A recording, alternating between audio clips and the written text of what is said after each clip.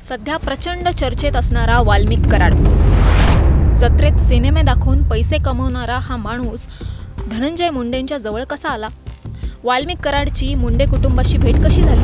वाल्मिक कराड हा मूळचा परळी तालुक्यातील पांगरी गोपीनाथ गड या गावचा. वाल्मिक कराडच्या घरची परिस्थिती तशी वाईटच होती. 10वी केली आणि पुढे शिकण्यासाठी वाल्मिक परळीला आला. जगायचं म्हणजे थोडे पैसे हवेच. त्याने काय केलं, एक VCR भाड्याने घेतला. तो घेऊन तो गावच्या जत्रेत यायचा. तिथे तो त्या VCRवर सिनेमे दाखवायचा आणि त्या बदल्यात पैसे घ्यायचा. जत्रेत सिनेमे दाखवणारा हा वाल्मिक कराड एक दिवस गोपीनाथ मुंडे यांचे विश्वासू फुलचंद कराड यांच्या संपर्कात आला.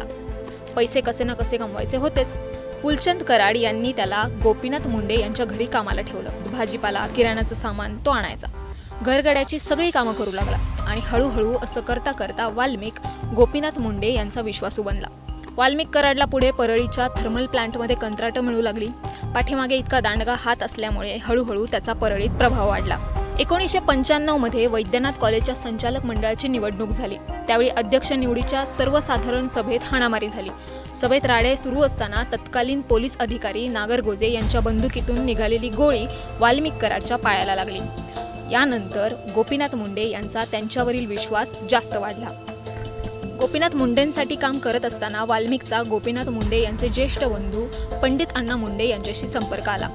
पंडित अण्णांचाही तो अगदी खास बनला. पंडित अण्णांचा मुलगा धनंजय मुंडे यांच्याशी वाल्मिकचे सूर जुळले. दोघांची मैत्री झाली. पुढे धनंजय मुंडे यांनी गोपीनाथ मुंडेंची साथ सोडल्यानंतर वाल्मिक कराड धनंजय मुंडेंसोबत राहिला. राजकारणात त्याने चांगला जम बसवला. परळीत त्याची दहशत तयार झाली.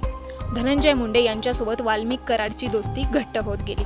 मागच्या 10 वर्षात धनंजय मुंडे यांचं जिल्ह्याच्या राजकारणात वजन वाढल्यानंतर आपोआप वाल्मिक कराडच्या शब्दालाही मान मिळू लागला. त्यातून पुढे बीड जिल्ह्याचा पोलीस अधीक्षक, जिल्हाधिकारी कोण असावा हे ठरवण्यापर्यंत वाल्मिकची मजल गेली असं बोललं जातं. असो, वाल्मिक कराड अखेर आता पोलिसांच्या ताब्यात आहे.